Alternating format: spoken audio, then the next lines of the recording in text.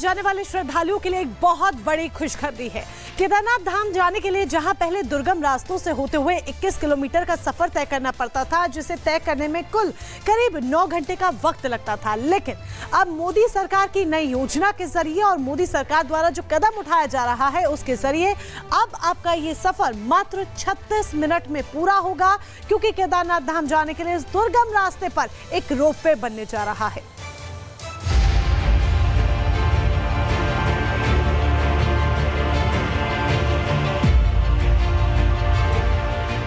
उत्तराखंड के केदारनाथ और हेमकुंड साहिब की यात्रा करने वाले श्रद्धालुओं की राह अब आसान होगी।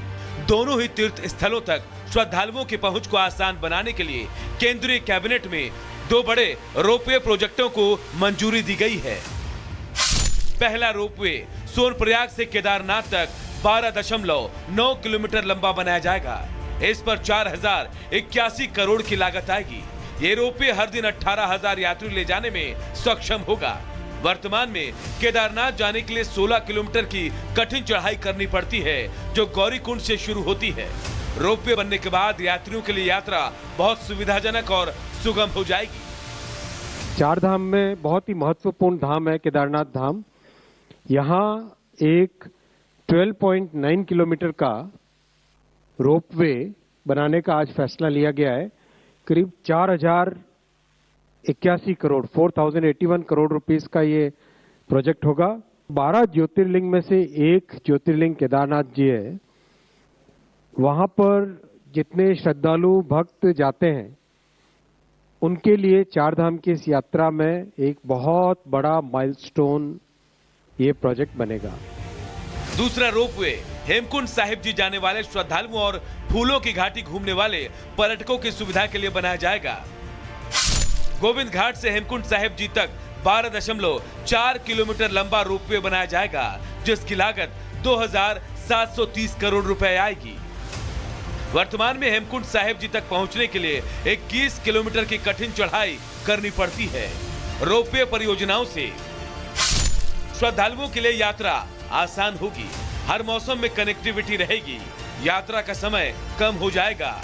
पर्यटन को बढ़ावा मिलेगा। स्थानीय अर्थव्यवस्था को लाभ होगा। ये दोनों रोपवे तीर्थ यात्रियों एवं पर्यटकों के लिए वरदान साबित होगा। इससे न केवल रोजगार के कई अवसर बनेंगे, बल्कि उत्तराखंड की अर्थव्यवस्था को भी मजबूती मिलेगी। रोपवे से पूरी दुनिया के सिख और सनातनी श्रद्धालुओं को काफी सहूलियत होगी। केंद्रीय कैबिनेट ने सोनप्रयाग से लेकर केदारनाथ तक और गोविंद घाट से लेकर हेमकुंड साहिब तक 2 रोपवे को स्वीकृति दी है। इन दोनों रोपवे बनने से जो वहां जाने वाले हमारे श्रद्धालु हैं उनको भारी मदद मिलेगी। उनकी यात्रा सुरक्षित हो पाएगी, उनकी यात्रा आसान हो पाएगी और जिस तरह की वहां की इकोलॉजी है उसको भी मदद पड़ेगा।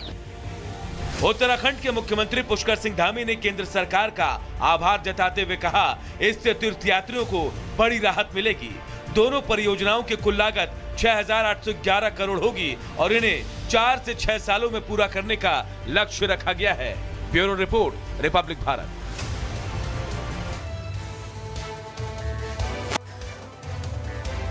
अगली खबर महाराष्ट्र के जालना से है। यहाँ ओबीसी समुदाय के शख्स को प्रताड़ित करने का मामला सामने आया। वीडियो वायरल हुआ। वीडियो वायरल होने के बाद एक आरोपी की गिरफ्तारी कर ली गई है। अब दूसरे आरोपी की गिरफ्तारी की मांग को लेकर विरोध प्रदर्शन भी जोरों पर हो रहा है। देखिए।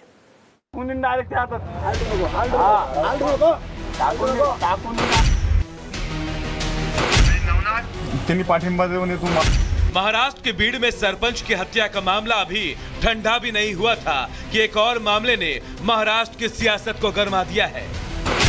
मामला जालना के भोकरदान का बताया जा रहा है, जहां से वीडियो वायरल हो रहा है। आप देख सकते हैं कि कैसे कुछ लोगों के भीड़ के बीच एक युवक से 2 लोग मारपीट कर रहे हैं। इसके बाद उसे पकड़कर गर्म रॉड से दागा भी जाता है। शरीर पर दाग कर इस युवक को कई जख्म दिए गए हैं। क्या है मामला? जानेफल गांव का रहने वाला है पीड़ित। महाशिवरात्रि पर मंदिर गया था पीड़ित। वहां 2 आरोपी पहले से मौजूद थे। पीड़ित का दोनों के साथ पुराना विवाद था। दोनों ने पीड़ित को पकड़कर पूरी तरह से पीटा और फिर गर्म रॉड से उसे दागा भी। पीड़ित को इलाज के लिए अस्पताल में भर्ती कराया गया है। पीड़ित युवक से डिप्टी सीएम एकनाथ शिंदे ने फोन पर बातचीत भी की और कहा कि पीड़ित का इलाज वो खुद कराएंगे और आरोपियों की जल्द गिरफ्तारी भी होगी। अरे बाळा, तुझ्या पाठीमागे एकनाथ शिंदे उभा आहे. होता था उपकार दादा तुमचे माझ्यासारखे आले दादा तुम्ही धावून माझ्यासाठी बस आता समजेन मी. इस मामले को लेकर लोगों की नाराजगी भी सामने आ रही है। तो वहीं पुलिस ने एक आरोपी को गिरफ्तार कर लिया है, जबकि दूसरे को पकड़ने के लिए छापेमारी की जा रही है। Bureau report, Republic Bharat. जरा सोचिए कैसा होगा जब भारत में भारतीय त्योहारों को मनाने पर ही रोक लगा दी जाए, उन पर बैन लगा दिया जाए। कुछ ऐसा ही अलीगढ़ मुस्लिम यूनिवर्सिटी में हुआ है। अलीगढ़ मुस्लिम यूनिवर्सिटी में एक फरमान जारी हुआ है कि होली मिलन समारोह आयोजित नहीं किया जाएगा। और आपको याद हो तो कुछ ऐसा ही फरमान पाकिस्तान में भी जारी हुआ था। तो ऐसे में सवाल यहाँ पर ये उठता है कि क्या अलीगढ़ मुस्लिम यूनिवर्सिटी पाकिस्तान के नफरती रास्ते पर चल पड़ा है?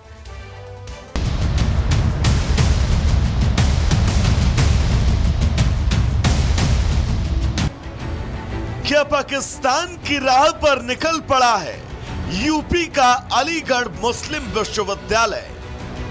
पाकिस्तान के कराची स्थित एक यूनिवर्सिटी में हिंदू छात्रों को होली मनाने पर बैन लगा दिया गया था। हिंदू त्योहारों से इस्लामिक देश पाकिस्तान की नफरत जग जाहिर है। तो वहीं भारत में भी मजहबी तुष्टीकरण की राह पर कुछ लोग निकल पड़े हैं। एएमयू में नया विवाद सामने आया। हिंदू छात्रों ने पत्र लिखकर होली मिलन की अनुमति मांगी थी। एएमयू में हिंदू छात्रों को होली मिलन की अनुमति नहीं मिली। अनुमति नहीं मिलने के बाद हिंदू छात्रों में भारी आक्रोश। हिंदू छात्रों का आरोप है कि एएमयू में हिंदू छात्रों के साथ भेदभाव किया जा रहा है। Honourable prime minister Shri Narendra Modi ji AMU एएमयू को मिनी इंडिया बोला था। तो इंडिया अपने सेकुलरिज्म, रिलीजियस डाइवर्सिटी और कॉन्स्टिट्यूशन में जो हर रिलीजन के लोगों को अपना फेस्टिवल मनाने के लिए पीसफुल आयोजन करने की जो एक स्वतंत्रता दी गई है, एएमयू अगर मिनी इंडिया, एएमयू की वाइस चांसलर एएमयू को मिनी इंडिया मानती हैं, तो एएमयू में भी हर धर्म के लोगों को अपना जो रिलीजियस फेस्टिवल है उसको पीसफुली मनाने के लिए आयोजन करने की उन्हें परमिशन देनी चाहिए। ऐसे में हिंदू छात्रों की मांग है कि अगर होली मिलन समारोह के आयोजन की अनुमति नहीं दी गई तो इस मामले को लेकर प्रधानमंत्री मोदी को पत्र भेजा जाएगा। हिंदू छात्र पूछ रहे हैं कि अलीगढ़ मुस्लिम यूनिवर्सिटी में आखिर रंग के त्योहार से किसे परेशानी है? क्या भारत में यूनिवर्सिटी में होली मनाना अपराध है? क्या होली मनाने से किसी को परेशानी है? हिंदू त्योहारों से भला एएमयू प्रशासन को दिक्कत क्या है? एएमयू में बाकी त्योहारों के मनाने पर प्रतिबंध क्यों नहीं? एएमयू के हर डिपार्टमेंट और हर हॉस्टल में इफ्तार पार्टी का आयोजन होता है। हमने तो सिर्फ एक बार एक जगह पर होली मिलन समारोह के आयोजन की बात कही थी, लेकिन उससे भी कई लोगों को परेशानी है। एएमयू में ईद उल मिलाद नबी का जुलूस, मुहर्रम का जुलूस, चहल्लुम का जुलूस भी निकाला जाता है। हम लोगों को किसी भी धार्मिक किसी भी जुलूस से या किसी भी कोई आयोजन से कोई दिक्कत नहीं है। होली मिलन के कार्यक्रम की अनुमति न देने पर जब रिपब्लिक भारत ने एएमयू प्रशासन से बातचीत की तो उन्होंने सफाई में क्या कहा, सुनिए। 26 तारीख को एक होली से संबंधित विशेष आयोजन के लिए एक प्रार्थना पत्र हमको मिला था जो वाइस चांसलर को एड्रेस किया गया था। चूँकि वो एक विशेष आयोजन के लिए था और चूँकि यूनिवर्सिटी में कभी भी इस तरीके के आयोजन के लिए कोई परमिशन नहीं दी गई है, इसलिए यूनिवर्सिटी ने अपना स्टेटस को मेंटेन रखा है। और जहाँ तक कि होली की बात है, होली यूनिवर्सिटी